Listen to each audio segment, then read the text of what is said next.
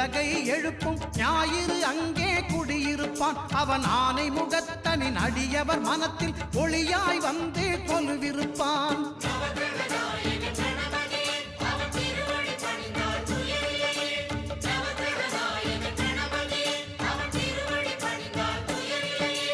ஒன்பது கோளும் ஒன்றாய் காண அங்கு கற்பகம் என்னும் கடவுளின் மெய்யில்